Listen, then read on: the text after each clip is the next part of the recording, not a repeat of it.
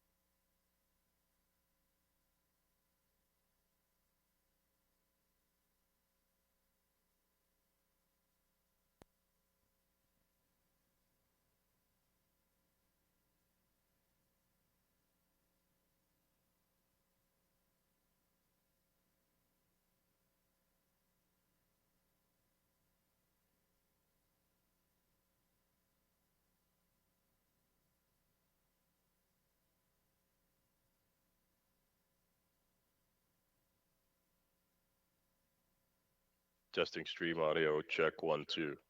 Testing stream audio, check 1 2.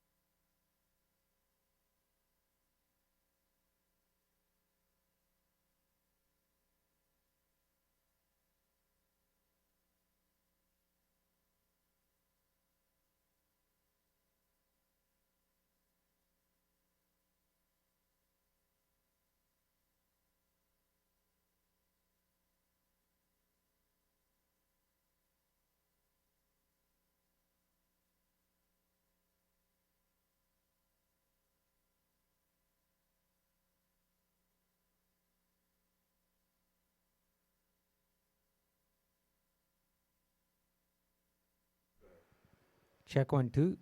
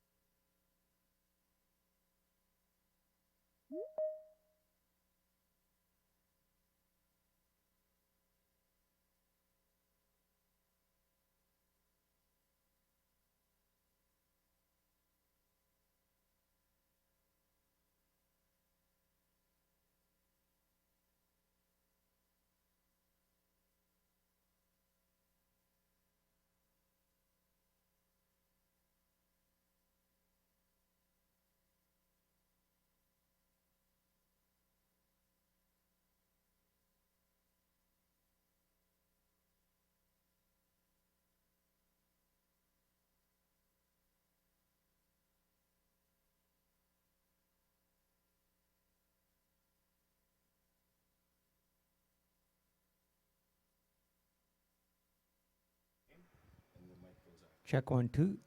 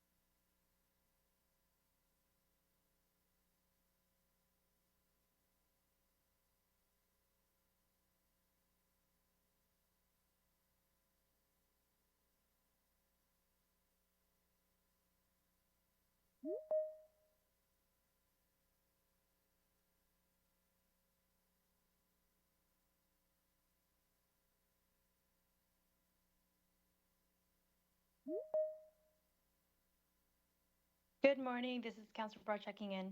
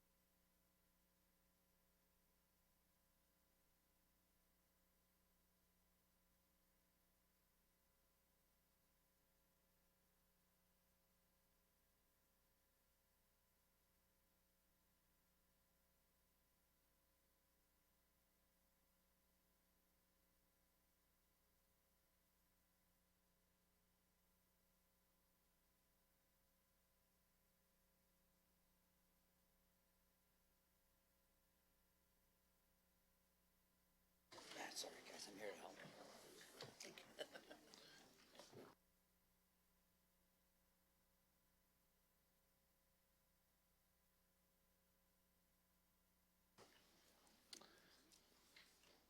Good morning. As we begin today's meeting, we would like to acknowledge that we are gathering here today on the traditional territories of the Mississaugas of the Credit, the Haudenosaunee, and the Wendat nations who have called this land home since time immemorial.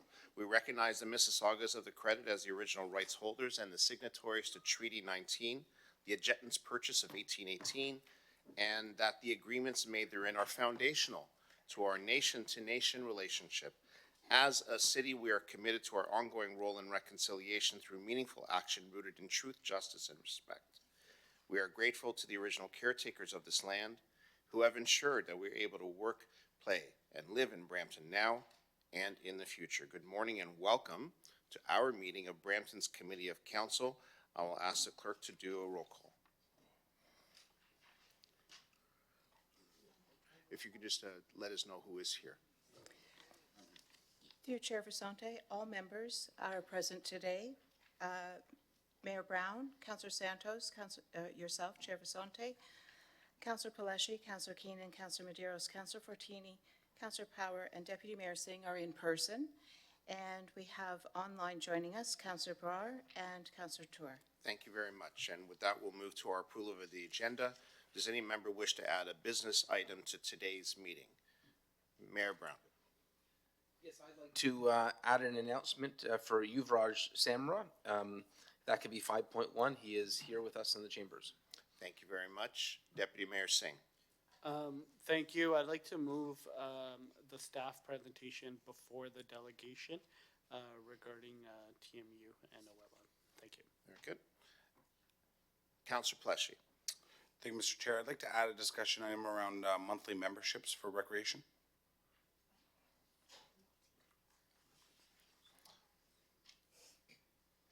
Thank you very much. I see no other speakers.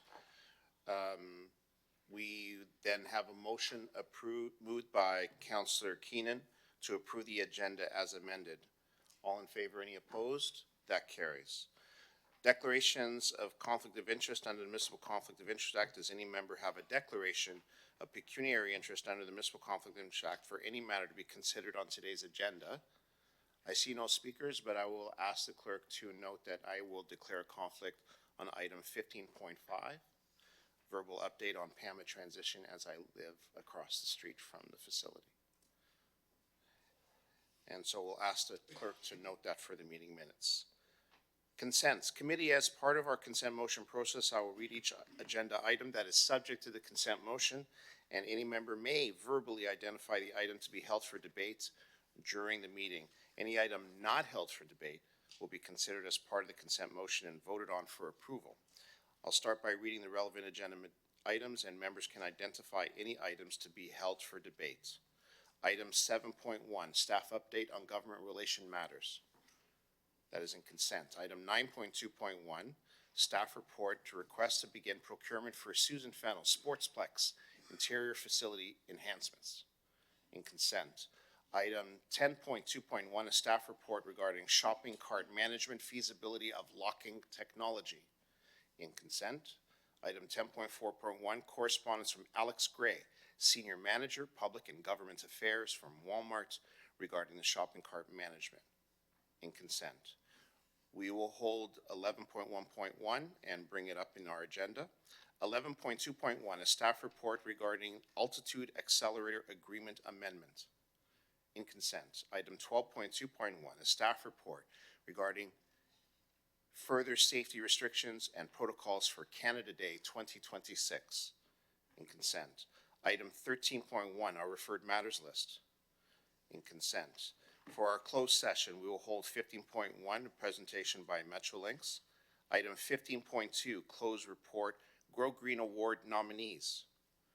That is in consent. Item 15.3, closed session report, land exchange agreements with the PDSB.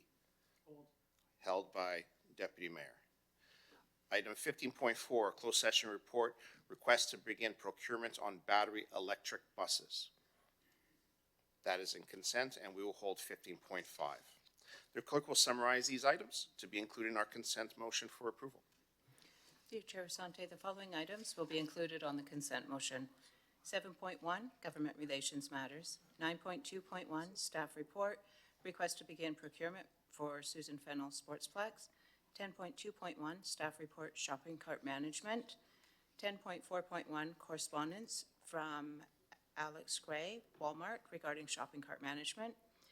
11.2.1, Staff Report, Altitude Accelerator Agreement. 12.2.1, Staff Report, Information regarding further safety restrictions and protocols for Canada Day. 13.1, Preferred Matters List. 15.2, Closed Report, Grown Green Award Nominees. And 15.4, Closed Report, Request to begin procurement battery electric buses. Thank you very much, Madam Clerk. We have a motion moved by Deputy Mayor Singh to approve our consent motion. All in favor? Any opposed? That carries. And now we have our announcements. Item 5.1, announcement by Mayor Brown regarding Yuvraj Samra, our World Cup milestone. Mayor Brown. Thank you, Councillor Basante. As you know, we are the cricket capital of Canada. When you're the cricket capital of Canada, great things can come from Brampton, and we have a success story that is pretty unique and extraordinary. Born and raised in Brampton, Ontario, Yuvraj Samra developed his cricketing foundation with the Brampton and Etobicoke District Cricket League, and he just achieved an historic international accomplishment. In 2026, at 19 years of age, he became the youngest player in history to score a century in any ICC Men's T20 World Cup format, recording 110 runs against New Zealand. Now, councillors, you know I'm a bit of a hockey fan. That would be like a 19-year-old coming to the Olympics and breaking one of Wayne Gretzky's records. That's what happened from a cricketer in Brampton, going to India and Sri Lanka and showing the biggest stars in the game that they've got something to learn from a 19-year-old in Brampton. He set a national record in June 2025.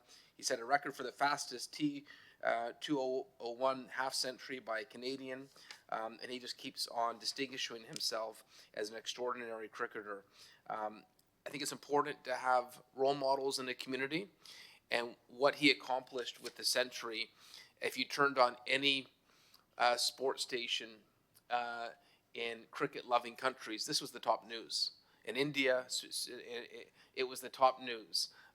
In the UK, it was the top news. In Australia, it was the top news. Literally, it was something that was awe-inspiring.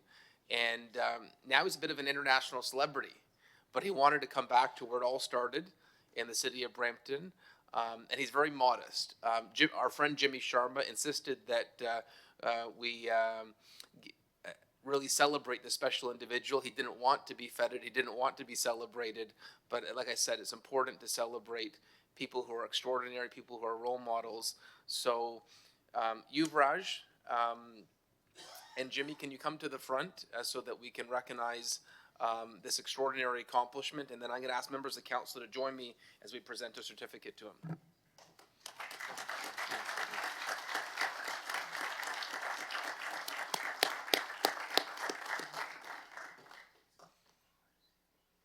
Good morning, members of the council. My name is Jimmy Sharma. I'm standing next to Yuvraj Samra. It's truly an honor to stand here today to speak someone about Yuvraj Samra, Brampton's very own. First of all, I would also like to sincerely thank Mayor Patrick Brown and the entire council for having us here today and for their continued support for cricket in our city.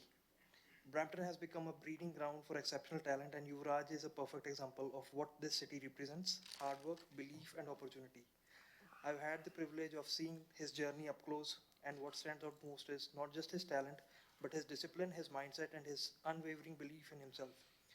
From a very young age, Yuvraj committed himself to the game. The same grounds and facilities that many of us grew up playing on helped shape him into the player he is today. But what separates him is his hunger to not just play, but to make an impact and represent the country. Today, he stands as one of Canada's brightest cricketing talents. Making history at such a young age on the world stage is not a small feat. It's a proud moment, not just for him, but for all of us, for Brampton, for Canadian cricket, and for the next generation watching and dreaming. And I truly believe this is just the beginning for him. I also want to say this, what we are building here in Brampton is something special. With continued investment, vision and support, we are not just growing cricket, we are shaping the future of the sport in the country. Yuvraj represents what's possible when talent meets opportunity and the right environment. He is proof that global dreams can begin right here in our community. I truly believe we are on our way to becoming the cricket capital of all of North America, not just Brampton. Thank you. And Yuvraj, maybe we can ask you a question. How did it feel to shock and impress billions of people around the world? It felt great. It was like a dream come true since I was a little boy. It was always a dream to play a World Cup for Canada. Always dreamed about this moment. It was my dad's dream as well. Compete at the highest level at the World Cup and showcase my talent and show that Canada also has a big talent out here. Now, Yuvraj, is it true? I read on a newspaper in India that you're actually named after Yuvraj Singh, who we had as an ambassador, one of the famous Indian cricketers. So I guess from birth you were destined for greatness. Yeah, he was my dad's favorite player as well, and he always said to my mom that if it's a boy, he wants to name it Yuvraj, and then from there, I guess my journey started, and I followed his footsteps. I guess your dad has a new favorite player now. Yeah. Well, Council, if you could join me as we present the certificate to an extraordinary Bramptonian who has made Canada and Brampton proud. Thank you.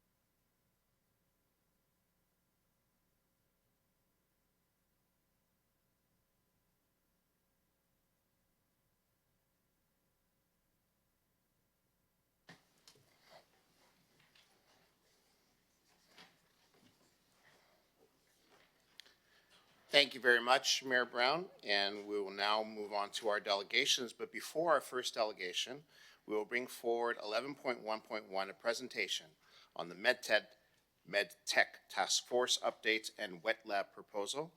We welcome you, Denise. Good morning. I'm Denise McClure, Director of Economic Development at the City of Brampton. Good morning to the Chair, to Mayor Brown, and to the members of the committee. It is a pleasure to be here today as we celebrate the completion of the MedTech Task Force. This task force, led by Deputy Mayor Singh and President Lashemi from TMU, brought together leaders in healthcare, post-secondary institutions, the health and life sciences business community, and developers with the common goal to work together to shape the future of medical innovation in our city. Next slide, please. When the MedTech Task Force was first launched in 2023, there was a clear goal: strengthen Brampton's role as a growing hub for health technology and life sciences.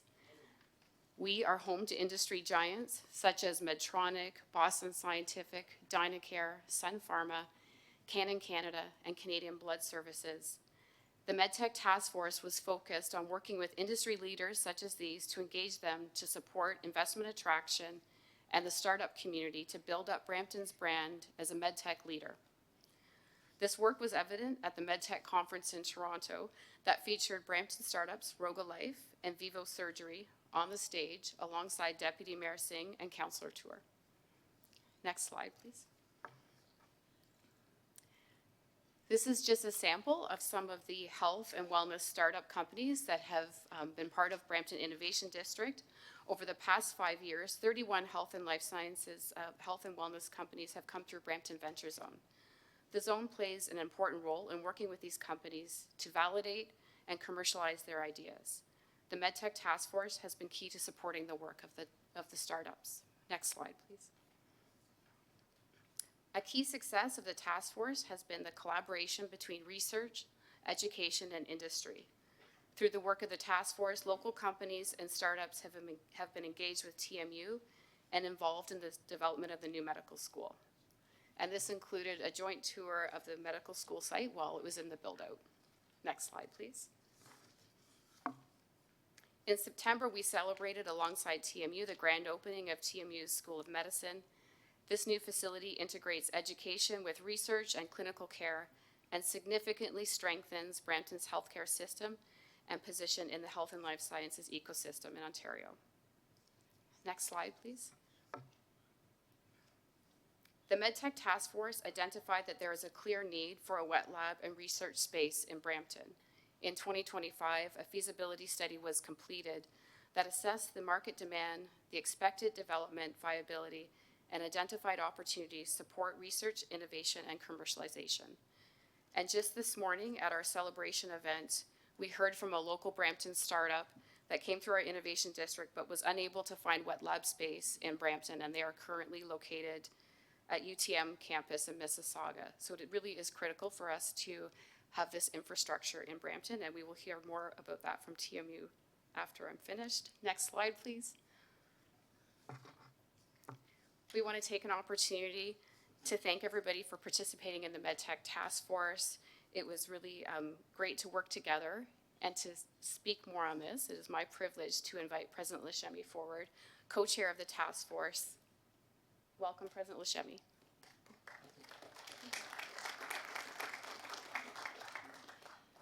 Thank you very much. Good morning, all. Thank you for giving me the opportunity to be here today. I still remember addressing council in these chambers 5 years ago, 2021, and bringing an idea of medical school in the city of Brampton. And today I want just to share a very brief update on the work that we have done here at TMU. As you all know, the School of Medicine is officially open. It opened last year. And last fall, we welcomed our first learners, 94 medical students, brilliant, outstanding students, selected from a pool of 6,500 applications. And last July, we also welcomed 105 residents training here in Brampton. 75% of them have connections to the region. The building of the former Bramilla Civic Center, made possible in part of the city's generous donation of the site and $20 million in support, is becoming exactly what we envisioned. And with support from the provincial government and other partners, our first integrated health centers are now open, one within the School of Medicine building and the other one just around the corner here in downtown Brampton. They are expected to connect more than 14,000 patients to family doctor within the first 2 years of operation.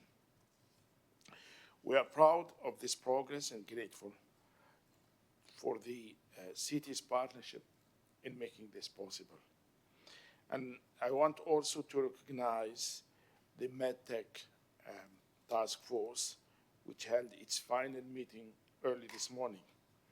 Over 3 years, this group brought together leaders from business, healthcare, development, and academia to advance medical innovation in Brampton.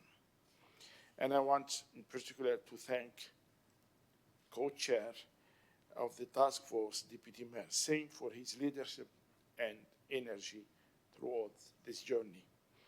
And thank you to city staff for their ongoing support.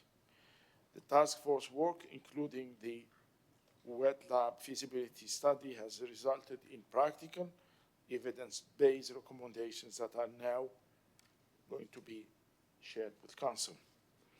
With that, I will turn it to our Provost and VP Academic, Dr. Roberta Provenzano, to present those recommendations, and thank you very much. Roberta?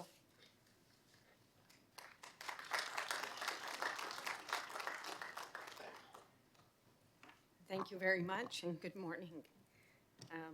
It's a pleasure to be here and thank you for the opportunity to speak with you today about a transformative initiative led by Toronto Metropolitan University, the development of wet lab research infrastructure to advance health and life sciences in the Peel region. If we can go to the next slide, please. Thank you. There's a critical shortage of wet lab space across the GTA, as we've also heard this morning.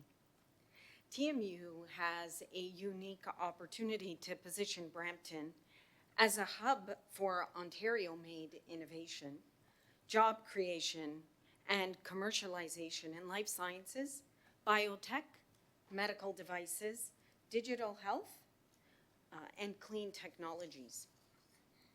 Next slide, please. This initiative aligns strongly with provincial priorities.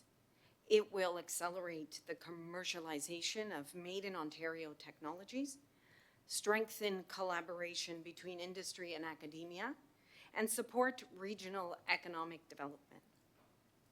Importantly, it positions Brampton as a competitive leader in emerging health and innovation sectors. Next slide, please.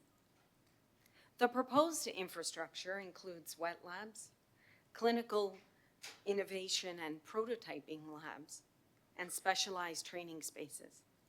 Together, these will support discovery research, device development, and clinical training while connecting directly to the already strong Brampton Venture Zone ecosystem. Next slide, please. A key component is the Diabetes Innovation Hub. This will create a focused platform for research, technology development, and community health innovation, supporting companies working in diagnostics, monitoring, and digital health. It builds on TMU's strengths in wearable technologies, nutrition and glycemic research, along with community-based health research, while positioning Brampton as a leader in chronic disease innovation. Next slide, please.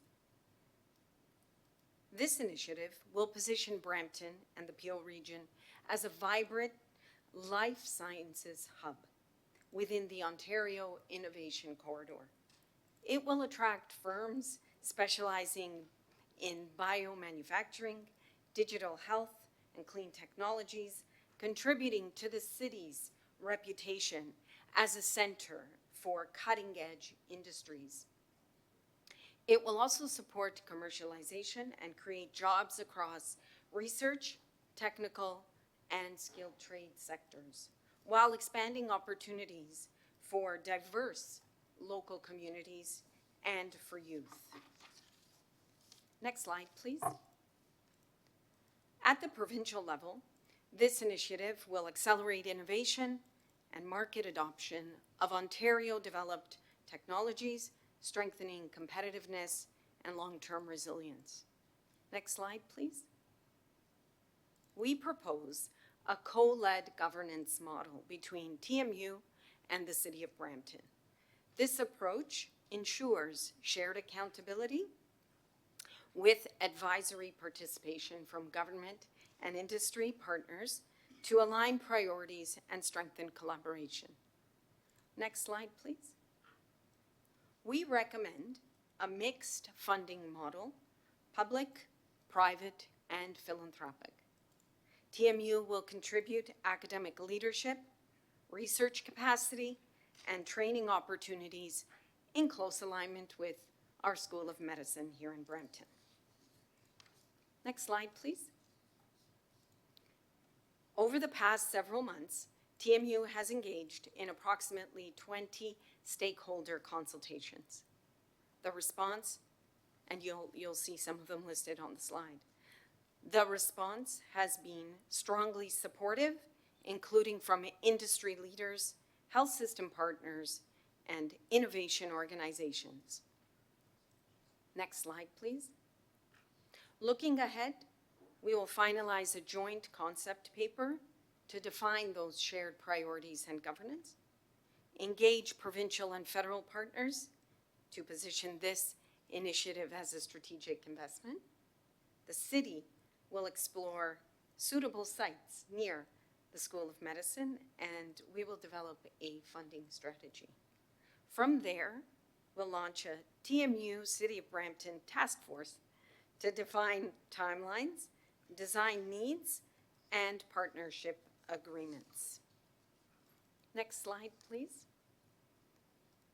Oh, or I guess I could just close with this.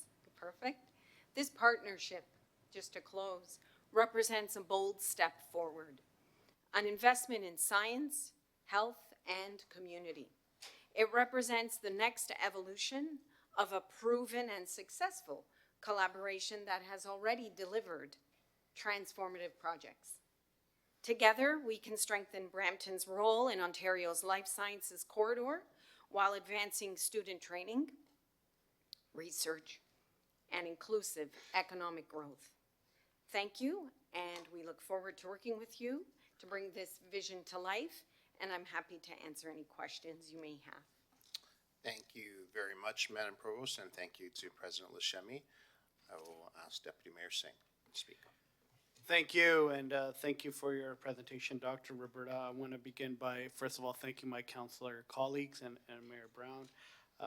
This wouldn't be possible without the political willpower as well. I want to thank the backbone of this task force, which is Brampton staff, our Architect department in particular, which really stepped up. This was a challenging task force. It was a large task force, a lot of moving parts, and we're here today after a 4-year journey. I want to thank the anchor, which is the medical school and TMU, Dr. Lashemi, yourself, the whole team here. This was really about bringing all stakeholders together, collaborating, and finding a way forward for not just medical excellence, but also the economic opportunities that emerge from a medical school, something that I know our residents deeply care about as well. So I look forward to bringing a motion forward that will sort of determine a way forward. I want to thank also all the stakeholders. I see Brampton Board of Trade here as well. They're going to have a larger role as well moving forward, and we're excited by the discussions they're going to be having. All the stakeholders we had from developers to medical companies to academic institutions. I see members of Sheridan here as well. It was very collaborative, a lot of ideas percolated, and I think you know, we're at a good point where we have strategies how to move forward and really look forward to unlocking the economic benefits of a medical school here at the City of Brampton. So thank you so much. Thank you very much, Deputy Mayor Singh. Councillor Medeiros. Thank you through you, Mr. Chair. Thank you for the presentation. I guess when part of the question would be to staff regarding timelines, right? So when I look at this, and it's exciting work. I think one of the gaps we always have with this type of really sort of how would I say very specialized work that's going on is the broader public engagement piece, is understanding Bramptonians and engaging with local community about the benefit. And the reason I talk about that, we've been talking about the innovation corridor, you know, us being in the middle, financial market, all the research out in Kitchener-Waterloo. However, there's never been, you know, there's been a lot of conversation, but there's never been that impetus to sort of really understand for the public to really see the value proposition. So I guess when I see a project like this, and I know this would be fleshed out, what do you sort of envision? You know, you talk about bringing some specialized companies that are coming here, there'll be economic return. How does this benefit Bramptonians from just for us to understand that we would be able to sort of, you know, from my understanding of the presentation, trying to provide land or space or, you know, an opportunity for companies to come here and sort of set up shop. You know, these wet labs, is that what you're talking about? Like highly technical. So what would be in your mind how we sort of roll this out from a communication perspective so that we sort of, you know, engage with the community at large? Sure, thank you very much. So I think you hit the nail on the head about consultation and community engagement, which I think I can say with a lot of certainty that we've done that a lot with the School of Medicine. We've engaged the entire community multiple times. So we know what the desired outcomes are. For example, if you take health outcomes and what people are looking for with, you know, one could say, well, there's these wet labs, and how is that going to relate to real outcomes for Bramptonians, as you mentioned. So one of the things that where TMU sees a real connection with the city is in fact in the healthcare space. So you have wet labs that would be ideal, obviously, for research, also for training, but also for care. And these are not separate entities for us at TMU because we design them to work together. So you may be familiar with, for example, our integrated health centers, right? Yep. So there would be a complete connection between that primary care model and these wet labs and what we plan to do there for Bramptonians and for the wider region of Peel. Because in those wet labs, you'll have the research that will take place that will then translate into tangible outcomes for communities, diagnostics, testing. I mentioned the Diabetes Innovation Hub. We also, through our Brampton Venture Zone, have are planning a primary innovation hub. So all this will be related. Getting back to your question about communicating, I absolutely agree. We need a plan for that. We are still in the nascent stages, but we will definitely consider that. Yeah, and thank you very much. And again, I think it's exciting. I think it's really positive. I think just, you know, not specific to this strategy, but I'm just, you know, from a council perspective, someone's been on council many years. You know, we've talked about, for example, and this is not related, but we have a beehive, we're looking at startups. We have the innovation corridor. We have now this, you know, this seems would position us well. I just think there's overlaying, there's a lot of sort of, I guess, layers of different strategies that I think from the city's perspective, you know, there has to be sort of, how would I put that, more of sort of a broader vision that all sort of meets. So it seems right now there's a lot of different initiatives. And when we're talking about just getting back to the basics of, you know, providing, you know, the city's portion, which I think it's great work, but giving away land or doing something of that sort, doing that, I just think that there has to be a better communication from our perspective. So residents understand that a lot of this work is not finite. It's really going to create jobs here. There's going to be some spin-off and maybe some of these startups. So it's just trying to sort of layer that, because I just think there's a lot of sort of moving pieces. Interesting work, highly technical. I myself try to grapple with it. I know it's exciting. It's just I would like my residents also to be excited about this stuff as well. So thank you so much for the presentation. Happy to support it. I look forward to the motion coming forward. Okay. And thank you, Councillor. I believe our Director of ECDEV has something to add. Thank you, through the chair. Thank you, Councillor Medeiros, for the question. And I absolutely think you hit the nail on the head at the end. We see this work as key to diversifying Brampton's economy. Job growth in the future in Canada is coming from healthcare jobs. And if we want to ensure that Brampton is realizing the benefits of those healthcare jobs, we absolutely need an ecosystem that supports it.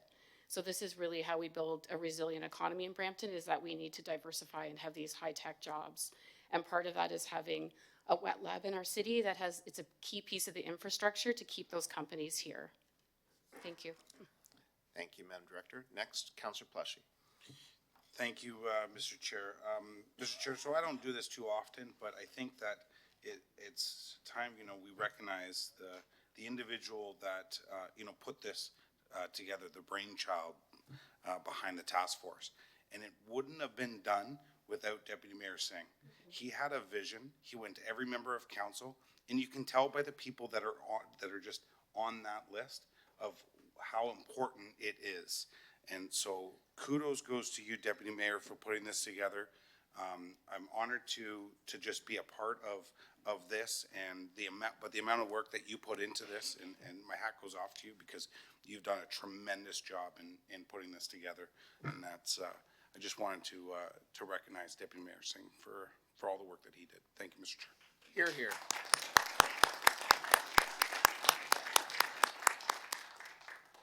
Deputy Mayor. Thank you, Councillor Bushy. You really mean that. Thank you. Thank you. So I do have a motion to share, moved by myself and Mayor Brown. It's not a financial motion, there's no cost. It's just supporting and endorsing and moving this along. And then when there's other critical decision points, we'll come back to council. There is a lot of interest from the federal government, as Denise mentioned, with the diversification strategy. I don't think it's secret, but Minister Solomon and others have shown interest in this as well already. So it's about just moving the yardstick forward to make this a reality for our residents. So that's the motion on the floor, and thank you. Thank you very much, Deputy Mayor. Speaking to the motion, Councillor Santos. Thank you, through you, Mr. Chair. Happy to support the motion, all of the work that the MedTech Task Force has accomplished over the past few years in getting to this point. I want to share the same sentiment as Councillor Paleshi in congratulating and thanking Deputy Mayor Singh and Dr. Lashemi over there for the work in our economic development team. But I also want to add that I do agree with Councillor Medeiros' points. We need to, I know it's tough, but we need to celebrate some of these major accomplishments within economic development within our innovation district in downtown and across the entire city. You know, the life sciences, health sciences that we are creating, the ecosystem we have here, our residents unfortunately don't know the connecting pieces and parts of this amazing puzzle that we have and the potential we have in our city. So I really would love for us to do more to educate and communicate to our residents these types of success stories and what that means for Brampton being a leader in so many different fields. So happy to support this motion, and thank you, Deputy Mayor Singh, for your leadership. Thank you very much, Councillor Santos. So we'll first deal with the motion on the screen, moved by Deputy Mayor Singh and seconded by our mayor. All in favor? That carries. And next, I have a motion moved by Deputy Mayor Singh to receive the delegations and to receive the presentation. All in favor? That carries. Thank you very much to our friends from TMU. Thank you. Next, we move on to item 6.2, a delegation from Sukhwant Brar and Supreet Brar, Brampton residents, regarding the acquisition of city property on Copeland Woodlot, Ward 4. Welcome, Sukhwant and Supreet Brar. Are they online? Yes. Are you able to hear me?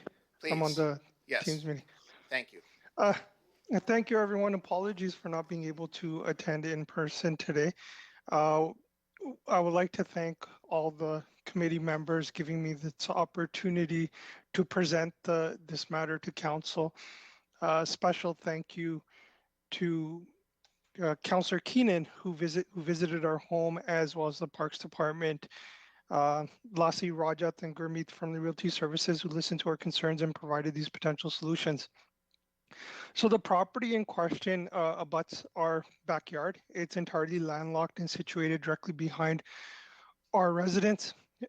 There's recognizing some inefficiencies regarding the current maintenance agreement. Preliminary discussions took place with some municipal stakeholders to explore purchase. And following these discussions, we present this motion to City Council for approval. If you could please proceed to slide 2. So the presentation will outline some mutual benefits of transferring ownership of the landlocked area to the homeowners. Currently, the city of Brampton bears the financial and operational burden of maintaining this inaccessible parcel of land. So essentially, there's no way for the city personnel to bring in equipment. It's been outsourced to a third party, which has they've made a small hole in between some bushes and bring in weed whackers to clear the weeds of the city property. And transferring ownership to the residents will eliminate this cost, the third party maintenance costs and improve the overall aesthetic and the environmental upkeep of the neighborhood. Next slide, please. So the property in question is entirely landlocked. It's situated between 6 homes. These 6 homes are unique because they're the only 6 homes that their backyards don't abut the woodlot. It's a space of varying between, I would say, 10 to 15 feet behind our backyards to the woodlot. All other homes on the street, their fences, backyard fences, are directly situated close to the edge of the ravine. So there's no property there for the city to maintain. Next slide, please.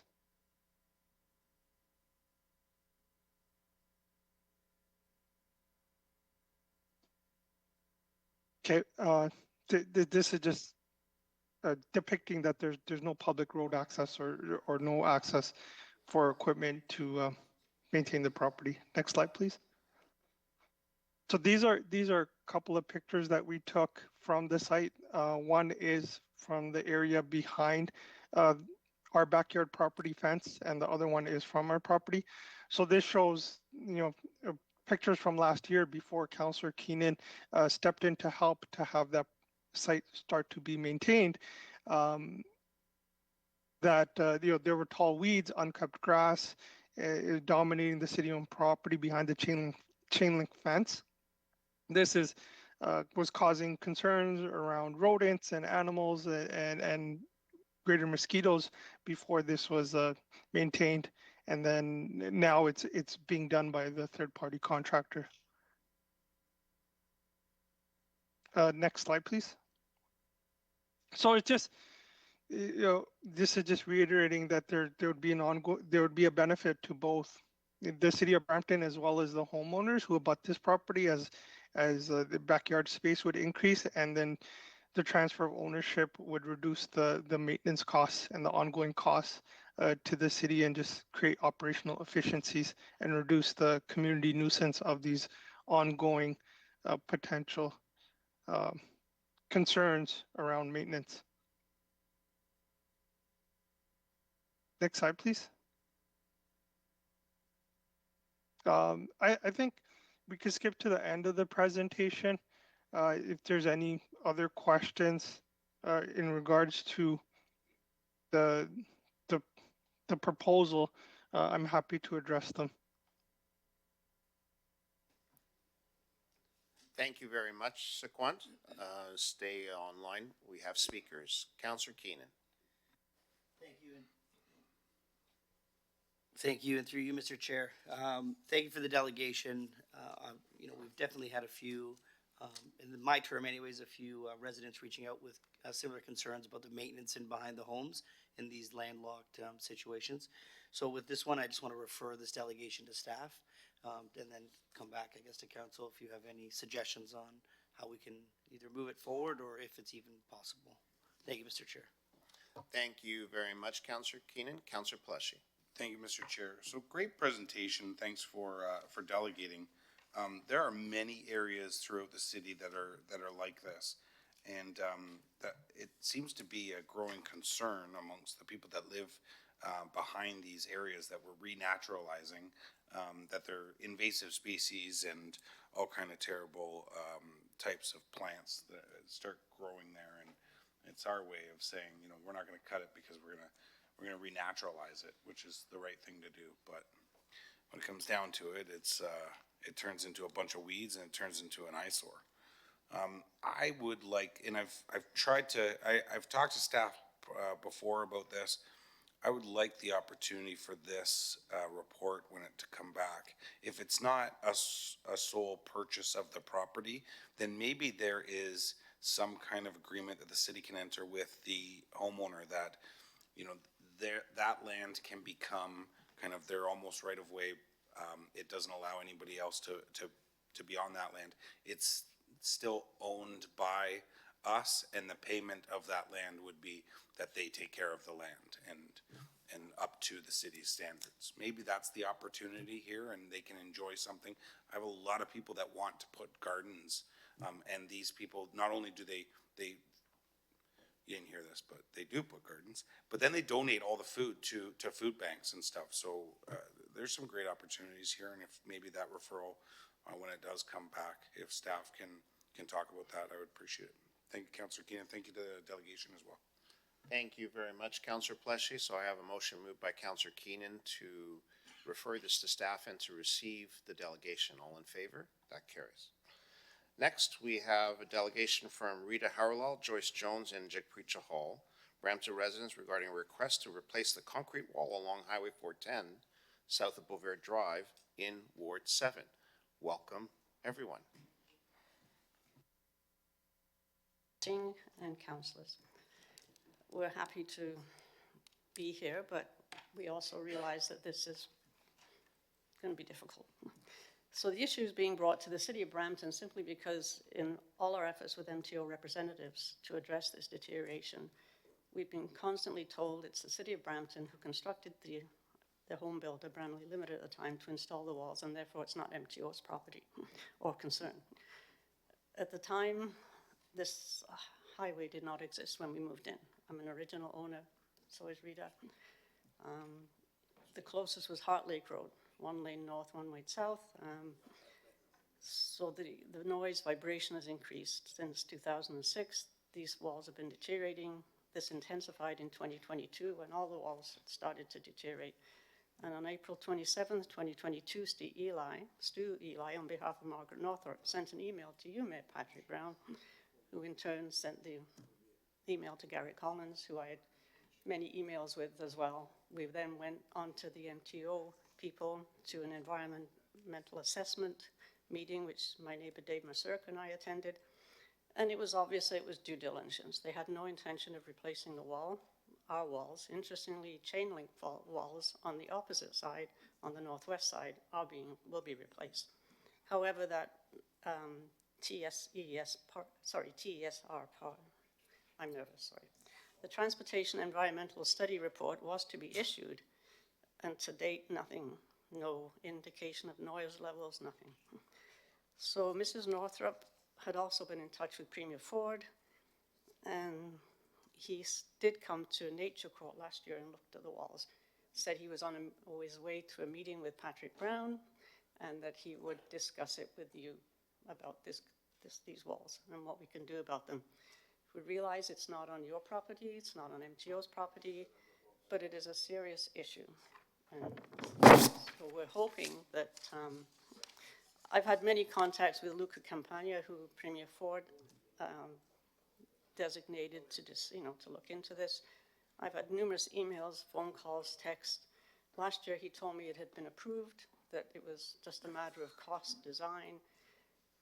A few weeks ago, he said, oh, it's on your property, nothing we can do. And basically that the off-ramps were not part of the highway, which is not untrue according to the Highway Traffic Act. But so now we're looking for someone who's willing to take up the challenge instead of passing responsibility back and forth, because I've gone around in circles for years. MTO, City of Brampton, it's not us, it's not this. So now we're hoping that someone will take up the challenge and look into the deterioration of these walls and help us out, because I don't know any homeowner who can afford to replace concrete walls, particularly like sound barriers. So, Rita. Okay. Thank you. Good morning. Good Thank morning, Council. My name is Rita Haralal. I have been a resident of Brampton for 50 years.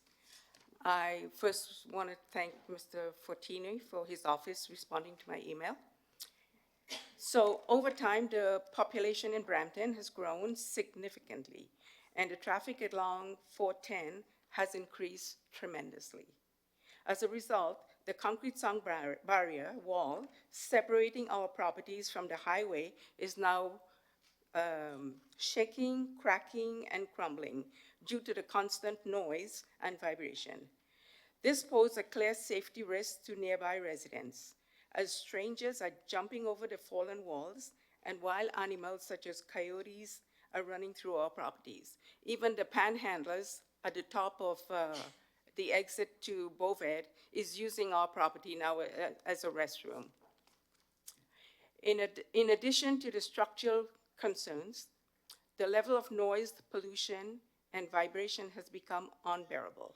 We are forced to keep our windows shut, and we are forced to keep our windows shut at all times due to poor air quality and excessive noise. Furthermore, the guardrail, as we see there, my house is right at the top, and the guardrail is about 15 feet from my wall. Yeah. Is not strong enough, and I recommend replacing it with a concrete barrier. Our health and safety should be a priority. I respectfully invite Mr.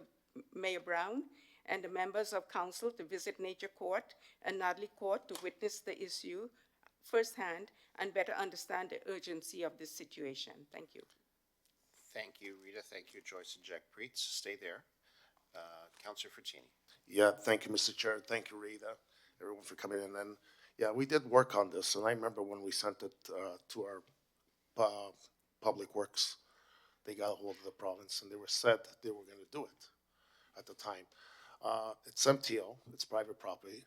You know, we'd love to do every house if we can, and we only have so much money. But I'm going to recommend that we go back to our Public Works. Let's get a hold of these people, the MTO, because when you look at the fence, it's not only about the noise. I know, like, my aunt lives behind the 401. The noise is not going to help, but the pollution does help, especially when the wind blows. You can't even sit in the backyard. So see how we could send it back to our staff. They'll contact maybe MTO. We could set something up. They did say it was approved by them, and now they're backing out and say it's a city problem. This is MTO land, and it's also private property. So we can't, it's not like we're doing on a main road or backing into something. We pitch in, the residents pitch in, the region used to pitch in a long time ago, or when we're widening something. So it's very hard for us to come. But I'm going to refer this back to staff to come back and see how they could get a hold of them and see what we can do. You know, if it wasn't the highway on the other side, we'd be happy to replace those walls with the regular wooden fences or whatever. Yeah. But it's a highway on the other side, sorry. And like, how can you afford to replace 180 feet of concrete wall? Understood. I don't know any homeowner could afford that. So I know it's a lot of money, but for a resident to do, but like I said, we're going to have to get a hold of MTO. If it wasn't a highway, I guess they would. And the highway was not there at the time, so yeah. So we'll see what our city staff come back with a report and see how we can get a hold of them. So thank you. Thank you very much, Councillor Fortini. I think staff understand. And we have another speaker, Councillor Power. Thank you very much. Thank you, Mr. Chair. Might I suggest that we refer this to Pramit Sakaria, Minister of Transportation, maybe a letter from the mayor on behalf of the ward councillors through staff? And Graham McGregor, the local MPP. Okay, we'll have the mayor's team look after that together with Public Works as well. So we have a motion of referral moved by Councillor Fortini. All in favor? That carries. Next, we have a delegation from Tara Hunter from our economic development team to speak to us about Moonshot event hosted at Canon headquarters. Welcome, Tara. Thank you. Through the chair, good morning, Mayor and members of council. I'm Tara Hunter, the interim manager, sector manager for innovation and technology within the Economic Development Office. And I am here on behalf of Kyle Boyko, the founder of Moonshot. Last week, the fourth Moonshot event was held at Brampton, in Brampton at Canon Canada headquarters. This is the fourth Moonshot event, and it is hosted for high school students. So it's bringing students together for a day of educational programming exploring space and rocketry in the Canadian space ecosystem. It was perfectly timed this year with the successful Artemis II mission. Through direct engagement with industry leaders, including MDA Space, Launch Canada, Nordspace, and Canon, this innovation-driven event is helping shape the next generation of talent while contributing to Canada's growing space economy, predicted to reach $40 billion by 2040. Also at the event, we're very proud that Turner Fenton High School has a rocketry team. Last year, they competed in Timmins with their rocket that they built very successfully. And at this event, they had their new rocket that they're building to launch again at the Launch Canada event at Timmins in August. So we're super proud that Brampton has the talent and the skills that are really going to be needed for the jobs of tomorrow. Through the city's support, Brampton is launching the next generation of innovators into space. So with that, I'd like to just play a short recap of the event. Thank you.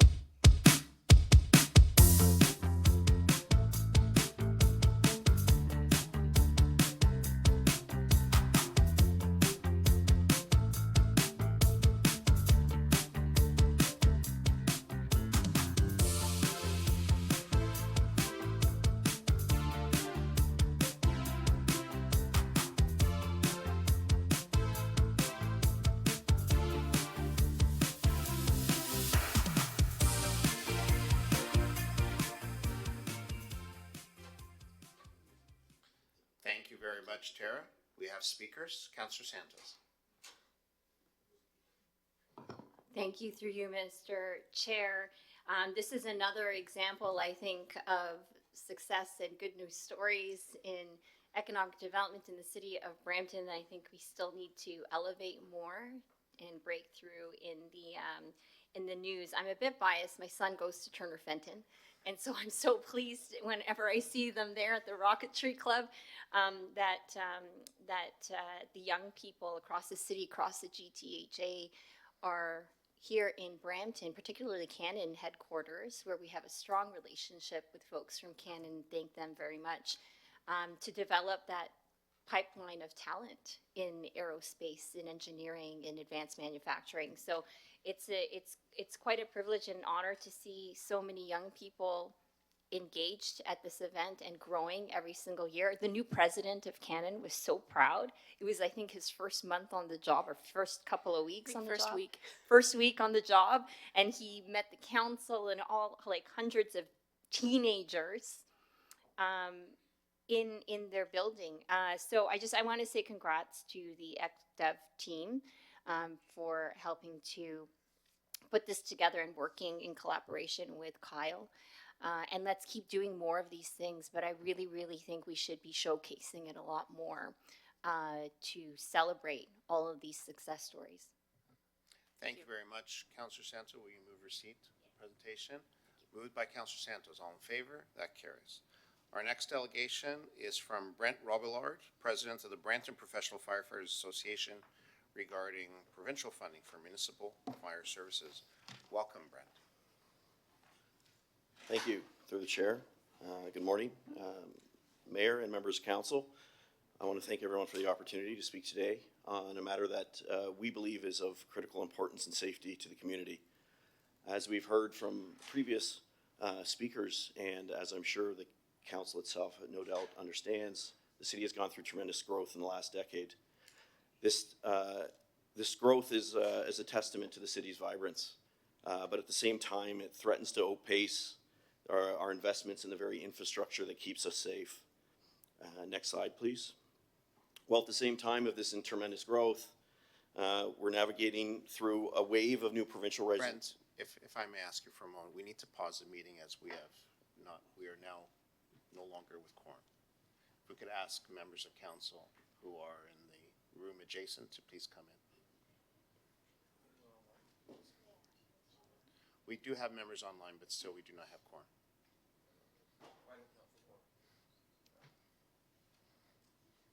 You count for a lot.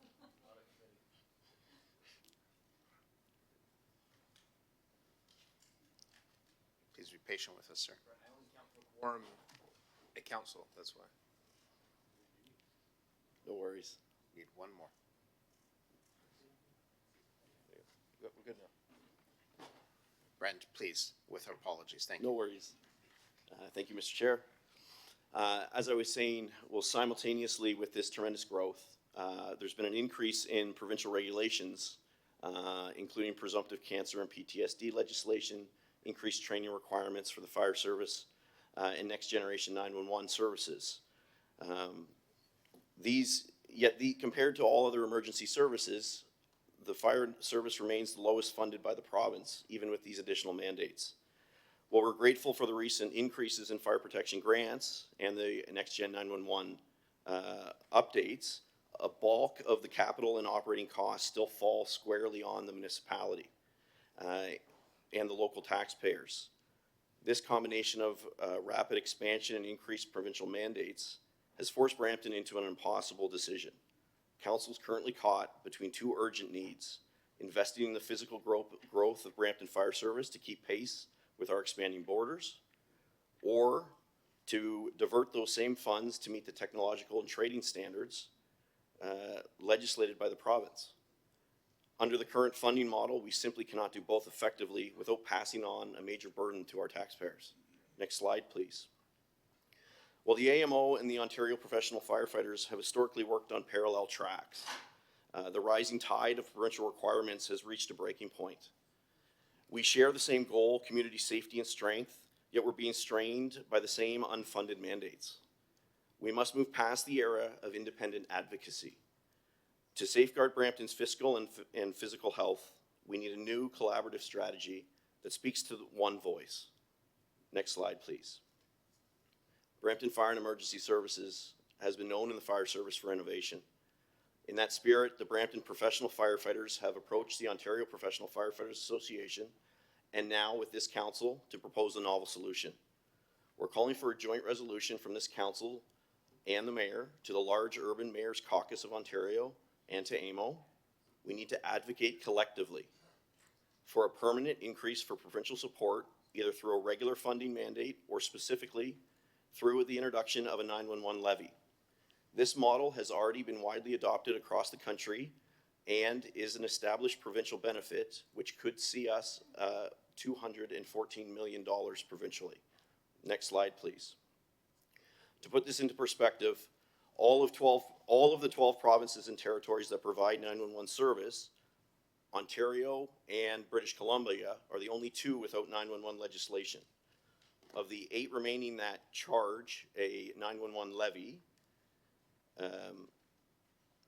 the average for Ontario to implement this would be just over $1. That additional funding, with our over 15 million wireless users in Ontario, would generate over $214 million annually. This is a significant revenue that could be directed straight to the 911 call centers and the fire service, drastically easing the burden on our local property taxpayers. Next slide, please. This isn't just about asking for more. It's about changing the way we ask. While labor organizations often fight for staffing in a vacuum, we believe a partnership between municipalities and labor associations will lead to the greatest community benefit. By leading this change, Brampton can once again demonstrate that we are the provincial leaders in innovation and collaborative governance. We ask that this council, with full support from both the Ontario and Brampton Professional Firefighters Association, advocate to the large Urban Mayors Caucus and AMO for increased, sustainable provincial funding for municipal fire services. Let's ensure our growth is matched by our safety. Thank you.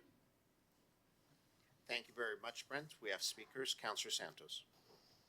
Thank you so much, through you, Mr. Chair. Great delegation. And I just want to say thank you for coming in and preparing that presentation and that speech. And I want to take a step backward because colleagues might be wondering, I know Councillor Keane, you asked, why is BPFFA here today? And so, Brent, congratulations on your new role as president for BPFFA, and acknowledgement to all the executive who are here today as well. Councillor Brar, who's Vice Chair of Community Services, and I requested a meeting with the new executive to talk about, to meet them, number one, but also to talk about some of the issues that are facing fire and emergency services. And one of the members, I won't say who it was, said, Councillor, how do we lower our property taxes? And I said, do you live in Brampton? And he said, yes. And I'm like, I tell you what, we got to work together and advocate to the province to make sure fire and emergency services is equitably funded when it comes to the province. Because a question to staff I have is, the entire, pretty much the entire budget when it comes to fire and emergency services is paid for by property taxes. Is that correct? Through the chair, that's correct. About 98% is through property taxes. Okay. And that 98% is through property taxes. And so when municipalities are facing pressures with our budget with respect to reconciling collective agreements and legislation that is mandated by the province, so the new legislation, presumptive legislation, and various other legislation regarding training, for example, the province says, municipalities, you must make sure your firefighters are trained in this way and have presumptive legislation. We support that. But all of that legislative requirements are paid for on property taxes. And to the commissioner or to the president BPFA, relative to other emergency services, paramedics and police, who we also appreciate, how much more are they getting support from the provincial government or federal government versus fire and emergency services? I can start through the chair, but paramedics are approximately 50% funded by the province. Police do get significant funding, much more than fire services. Through the province, in the past year, through the province, we received $230,000 this year, if you recall, from the recent grant, and about $107,000 the year prior. And then there was previous money in 2022 and 3 and 4 for Next Generation 911 as a one-time funding. I think the challenge is the sustainability and the cost. So in a growing city like ours, where we are sharpening our pencils and trying our very best to make sure that we're using property tax dollars efficiently when it comes to municipal services, the added pressure of provincial legislation, which we all support, is putting increased pressure on our budgets, which is obviously, because we're mandated to do so, have firefighters relative to growth, have fire stations that are built. It's all paid for by property taxes versus other emergency services who do get support from provincial government. And so we do appreciate some of the recent announcements from the provincial government. However, when you take a look at the significant burden on property taxpayers, we really do need to advocate together, which is why I appreciate BPFFA making that request, that we work together with our team, with our staff, to advocate to LUMCO, to advocate to AMO, to look at new ideas. And what I appreciate about the next meeting, so then we had a second meeting with OPFFA, because Brent brought them, OPFFA and BPFFA with the mayor and myself, a couple of weeks ago or 3 weeks ago. And we said, okay, well, we have to take this to AMO, we have to take this to LUMCO and advocate. And Brent came up with this idea with the call center, with the 911 support relative to other provinces, Ontario being only one of two that doesn't have that charge on the phone bill, generating extra money. So thank you very much for those ideas. And if I may, if you could just repeat what you said in your presentation about the burden of property taxpayers. I believe it, and you wrote down your speech, but I just want you to reread that paragraph because it was an important one. It was under, I think it was under, in relative to the slide under Ontario, that Ontario slide. Drastically easing the burden on our local property taxes? Yeah, that paragraph, just before that paragraph. Read that entire paragraph for us again. So that's when we speak to the 911 levy in specific details? Yeah. To put this in perspective, all 12 provinces and territories that provide the 911 service, Ontario and British Columbia are the only ones currently without 911 legislation. Across the rest of Canada, the average levy is just over $1 a month. It's actually $1.19 if you average the main ones that do the charge. In Ontario, with over 15 million wireless users, a similar small-scale levy would generate over $214 million annually. This is a significant revenue that could be directed straight to 911 call centers and the fire service. Thank you. And so I love the fact that you brought forward in that meeting some ideas. And I'm more than happy to, Mr. Chair, refer this delegation specifically to GR staff to include in our advocacy efforts to the province, as well as at our AMO delegations. And I believe the mayor is going to bring forward a motion at LUMCO. So again, it's LUMCO and OBC. Ontario Big City Mayors Caucus, yes. And I think that there is an opportunity for us to escalate this as well to FCM. I know there are municipalities around the entire country who are facing the same property tax pressures and would appreciate our leadership here in the city of Brampton. So happy to refer this back to staff GR to make it an important piece of our advocacy to the provincial government. Thank you. Thank you, Councillor Santos, for your referral motion. Next speaker, Councillor Medeiros. Thank you, through you, Mr. Chair. Thank you, Councillor Santos, Mayor Brown, for your advocacy on this and shining a light. And thank you, congratulations first on your role and the new board. But I thought this was very thoughtful and very powerful to hear an organization coming forward to sort of let us know about the implications and, you know, the pressure on our property tax. And I did not know that the province of Ontario is one of the only provinces that are not, you know, having that levy, which would ultimately support it. So fully supportive of the initiative. I think it's, you know, great that there's a collaboration here. I guess my question to you in terms of, you know, the advocacy, I guess, through the Ontario Association via the provincial government, what has been, because I know this is just not an issue of today, but what's been sort of the flavor? What's been sort of the feedback that the association has been receiving with our provincial partners? So the Ontario Professional Association of Firefighters continually advocates to the provincial government on all fire services mandates. And they've been directly pushing a number of increases. There was just recently an announcement of an increase of public funding grants from 10 to 20 million. So that was their main objective. The president of the OPFFA, when we presented this idea to him, took it on as a great opportunity. And I think the biggest concern is that when we have labor associations and when we have municipal associations representing the municipalities, we could create a situation where we think we're fighting each other and we forget we're fighting for the public itself. Yeah. And through ourselves and through Greg Horton, the president of the OPFFA, we are, and through hopefully council, we are advocating to turn our advocacy together, to partner on these fronts, to realign where we position ourselves.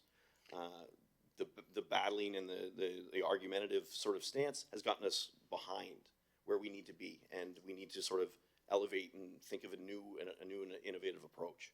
Now, it's interesting, through you, Mr. Chair, just lastly, the expansion of mandates. So if I understand, so these are provincial regulations that essentially puts more pressure on the work that you're doing, because since I've been on board, I know there's always that sort of situation that 911 calls, you guys are responding to everything under the sun.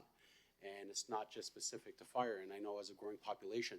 So it's almost like, you know, what's happening now, growing population, intensification, so now you're dealing with vertical sort of, you know, trying to get into buildings and all that stuff, and then after notwithstanding expansion of mandates, it's really, the system's really under pressure. So, you know, and is that the case in terms of even more mandate on more expansion?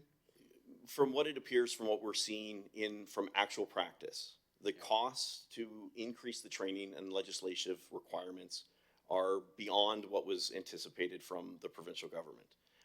They believe this would be a cost-neutral sort of increase, and for many communities that don't provide a full-service fire service like Brampton does, which is one of the most exceptional level of training that is in the province, there's additional costs involved in that layered in that I don't think was on the provincial level accounted for. And we're starting to see them, and we're starting to see them more and more now that the legislation is coming down. Now it's this council and through has to consider that if we give funding away, we lose the ability to be as excellent as we've built the fire service to be currently. So we have to find a solution. Council certainly would be the advocate for this, to increase the funding for the legislation while maintaining the ability to pivot the fire service in a way that best serves our community itself. If we go to a blanket funding model with nothing else, we'll likely be forced to take on activities that don't reflect our community itself. So from what we have seen firsthand on the floor and from what the members have seen, the costing is too great for just to be bared on the municipalities alone. No, thank you. Thank you very much. And thank you again, Councillor Santos, for bringing this forward. I thought this was very educational, and I myself certainly will pass on the message to residents. And I hopefully with this delegation being public, I think it's very powerful coming from the association. Thank you very much. Thank you very much, Councillor Medeiros. Councillor Keenan. Thank you, and through you, Mr. Chair. Brett, thanks so much for coming in. And thank you to all the firefighters that we have here for keeping our community safe day in and day out. As a son of a firefighter, I know what it's like, having a parent out there, a family member out there, keeping other people safe. So thank you for that, first and foremost. The leadership that I'm seeing here today is amazing. It goes to show that you're not just here talking about, hey, we need an increase for our firefighters. And usually those are the conversations that we're having, not with firefighters, but with all leaderships from out of associations. So to be able to come in here today and outline to council what is needed for this additional funding, and then providing us with avenues to do it. That's not just, hey, we need an extra $10 million, and then we got to go sell that to our residents. Is truly great to see. I have a couple questions around the levy that I'm hoping that you could answer, just for my own benefit of understanding. Is this a levy that is on every phone, or is it a levy when they call 911 they're charged? Can you explain a little bit more about it? So the ones that are currently in place are, for most cases, are monthly charges on every single phone bill, and in most cases, specifically mobile phone bills. So attached to the phone bill, you would have a 911 levy charge, and that charge would be there every month continually, regardless of if you use the service or not. So that charge is facilitated through the provider itself. So Rogers and Bell, whomever is your provider, they facilitate that charge. They do so at a very low cost to the province itself. So they take a small percentage of what they bill, and it is continually and regularly completed. Now, I remember back when I was a child, and it was a dial phone that would, the 9 and would go all the way back around. We had these 911 charges, and it was for implementing 911 at the time, where some of us had to dial a 7-digit at the time phone number, not 911. So that levy had been used in the past, and it has just gone away. And sort of to add sort of to the point, currently the Union of British Columbia Municipalities is now advocating for the same levy as well. So this is has a growing momentum on in the ones that aren't currently being funded. Great, and through you, Mr. Chair. The funding, when it does come in, do you have any idea on how they're allocating that funding? It's one thing to fight for it, but then if we got to then fight even further to receive some of that funding once this is passed, do you know how they're divvying it up between services? Is it population-based? Is it need-based? The details of each one, sorry, my apologies, through the chair. The details of each one would be specific to the province itself. But there could be, if we were to look at a very high level way of what we could assume that could happen here, would be if we were to look at the Next Gen 911 grant, which provincially was around $208 million, divided between the 108 911 call centers. I believe the Brampton itself, over the 3, and I would trust staff or the chief to correct me, had just over 1.8 million annually, or at that one time with respect to it. Given these numbers are similar, we could anticipate that similar type of amount to be levied. But those minor details would likely need to be done on the legislative side to where the funding goes. Yeah, I think it would be important during the advocacy piece that we know how we would like to see it structured. Because it's one, if we're really fighting to get it, we want to make sure we have a placeholder for guaranteed funding that we can count on year in and year out once it's implemented, and not something we're currently needing to apply for to make sure, because then we still don't know how we can budget for it if we're not guaranteed it.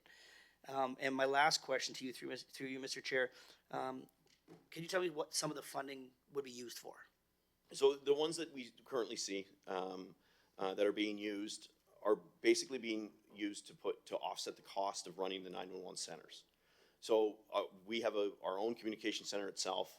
The cost would likely exceed currently what we're operating at, what would be received. And with respect to what I'm hoping to represent as the association is, what we want to make sure that we don't end up having is an increase of $2 million and our budget drops by $2 million and we don't get to increase the services that we're providing. So from what I have seen done from the small areas that we've looked at, it's to offset the cost of those 911 centers. The hope is that we can use that funding that we no longer need to address to 911 or the communications division, that we can go to support other mandates and funding or perhaps staffing. Okay, great. But again, thank you again for your leadership. Happy to support what is coming forward, and for sure we'll be advocating for this to be done. Thank you very much. Thank you, Mr. Chair. Thank you, Councillor Keenan. Mayor Brown. I just wanted to thank the Brampton professional firefighters for this great advocacy. Really constructive, really thoughtful, really creative. I think one thing we struggle with is that in a world where federal and provincial governments can download, and there's no such thing as uploading, as we are creatures of the province, too much falls on the burden of property taxpayers. And when it comes to emergency services, no one wants to cut corners. We want to make sure we have the best of the best, because you run into dangerous environments to keep us safe. We want to make sure you've got the best equipment, capacity to respond possible. And so this thoughtful idea, I am going to be championing at Friday's Big City Mayors Caucus. I think it's a brilliant idea, the fact that every province except for 2 has this tool to make sure we can properly support emergency services. I think is a terrific initiative. And I would just note, probably more applicable in Brampton, and particularly dense urban areas than anywhere else, because we have so many individuals who live in apartments or secondary units where the property tax system treats every house the same. But there's individuals who don't have a landline, who have a cell phone, and frankly, they have an historically overabundance of usage of fire services. Yeah. Now they'll actually contribute. So I'm going to champion this with passion. I just want to say thank you for coming up with this idea and being so collaborative. I really think OPFA is lucky, and the city of Brampton is lucky to have an association like yours that is stepping out of the normal box and saying, how can we help collectively to make this work better in Ontario? So well done. Thank you, Mayor. Councillor Santos. Thank you through you, Mr. Chair. Just on a final note, quickly building off of what Mayor Brown just said, ARU secondary units, our RRL program, we have seen firsthand the impact, and it's part of our way of trying to deal with the negative consequences when things don't go unchecked, when things are unsafe. I've seen the horrific photos of some of the illegal basement entrances that fire have to go through and risk their own lives in order to save other people. So, you know, that's another thing that's been downloaded to us that Fire and Emergency Services has to deal with, that property taxpayers have to pay for. So again, I wanted to highlight that point, but also in the referral, can we just make sure that we add very specifically AMO, OBCM, and also FCM, because it's something I definitely want to bring up at FCM at the next board meeting as well, please. And thank you again. Thank you very much, Councillor Santos, and thank you, Brett, and to the association for coming here today. As the Region of Peel representative on the AMO board, I commit to all of you today that I will arrange for a very quick meeting between yourselves and Lindsay Jones, who is our Executive Director, and President of AMO, Robin Jones, and that way you'll have a direct ability to explain this request directly to AMO leadership, and I am sure that you will find a very sympathetic ear from all the representatives on AMO who represent all 444 municipalities, and I think I want to thank you for bringing this here, and we will certainly help you to advocate for this. Thank you. Thank you very much. So we have a motion moved by Councillor Santos to refer this and also to receive the delegation. All in favor? That carries. And with that, we move through to our community service agenda, where we have an added discussion item, 9.3.1, discussion by Councillor Pelletier on monthly memberships. Councillor Pelletier. Thank you, Mr. Chair, members of council. I'll be brief. I was had a couple of people reach out to me in the community, and some things that are happening in Europe right now around our gym memberships, our monthly memberships, and the fact that there's been studies that show that women currently don't use the full month because of their menstrual cycle. There's times that they don't attend the gym, and I wanted to see if there's an opportunity where we can move our monthly membership for women to an additional week, additional 7 days included in their monthly membership. So if that's an opportunity, could I ask that staff report back on the potential of adding those 7 days to the month? Through the chair, absolutely. We can take it back and look at some other comparable examples and bring a report back to council. And then maybe just a consultation. I'm obviously the last person that should be, I'm here advocating for individuals, women specifically, but if we could have a consultation also with current members of our gyms to see if they even want something like this. And I don't want the two individuals to direct anything. So if we could have some kind of consultation.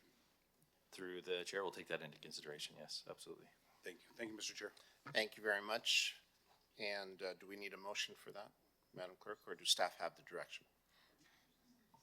We can take a motion. Okay, so we have a motion moved by Councillor Pelletier. All in favor? That carries. Okay, and with that, that completes our community services section. Madam Clerk, do we have any questions from members of the public with regards to community services? Through you, Chair, we have no questions.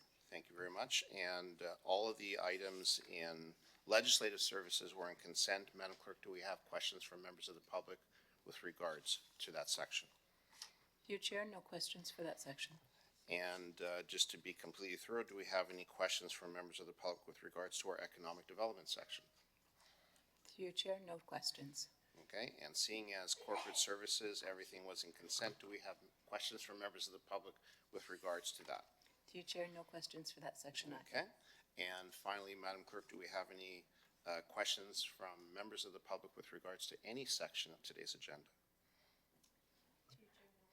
Through you, Chair, no questions. Thank you. And so with that, that brings us down to our closed session business. I'll ask the clerk to summarize for us the items to be discussed in closed session.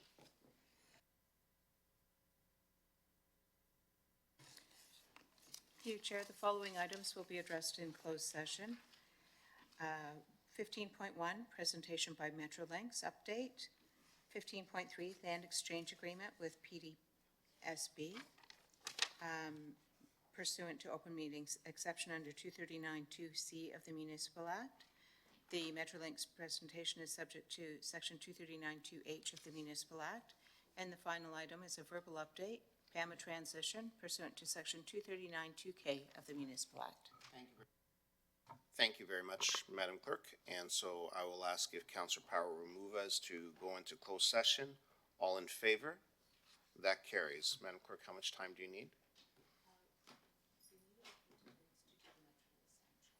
Okay, so we will reconvene in closed session at 11:15. Thank you.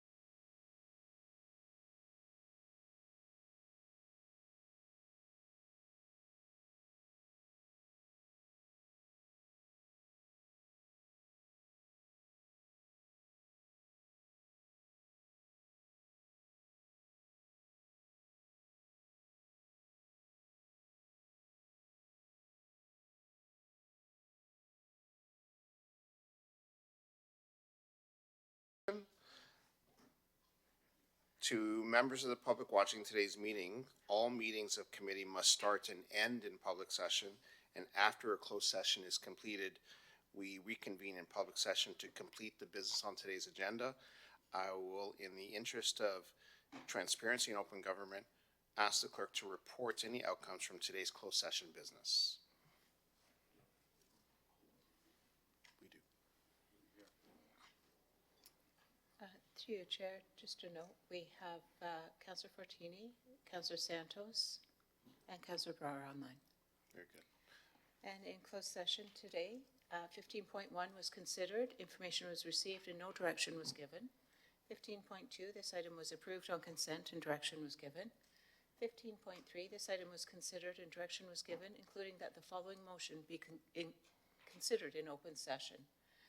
That the Commissioner of Community Services be delegated authority to execute on behalf of the City of Brampton a land exchange agreement and any other documents with Peel District School Board to exchange 1.922 acres of city land at 1495 Sandalwood Parkway for 2.379 acres of Peel District School Board land at 415 Great Lakes Drive on terms and conditions as directed by Council and otherwise on such terms acceptable to the Senior Manager, Realty Services, and in a form acceptable to the City Solicitor or Designate. Thank you very much, Madam Clerk. This motion is moved by Deputy Mayor Singh. Do I have any questions? Seeing none, all in favor? That carries. Through your chair, item 15.4 was approved on consent. Direction was given, including that the following motion be considered in open session. That staff, subject to fleet requirements and funding, be authorized to begin a public procurement for a new battery electric bus contract consisting of 40-foot, 12-meter, and 60-foot or 18-meter conventional and BRT transit buses for a 3-year initial term with 2 additional 1-year renewal options in accordance with the purchasing bylaw. Thank you very much, Madam Clerk. This is moved by Councillor Keenan. Any questions? Seeing none, all in favor? That carries. And through your chair, the last item, 15.5 was considered, no direction was given. Thank you very much, Clerk. Do any members have anything further? Councillor Pleshy. Thank you, Mr. Chair. Mr. Chair, we had drafted a motion to put forward, I think it was sent to the clerk's office, just an advocacy motion on the Queen Street BRT project, two-way all-day go. I think Deputy Mayor is moving it. Happy to support. Thank you very much. Thank you very much, Councillor Pleshy. And if I may ask for committee's indulgence to make an amendment that transit staff report back at a future committee of council on the status and next steps and timelines for Metrolinx projects here in the city of Brampton.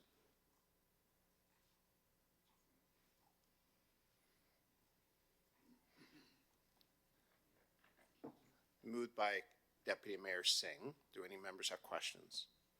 Seeing none. All in favor? That carries.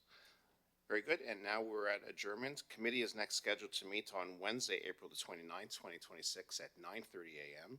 I have a motion moved by Councillor Medeiros to adjourn. All in favor? And that carries. This meeting is adjourned. Thank you all very much.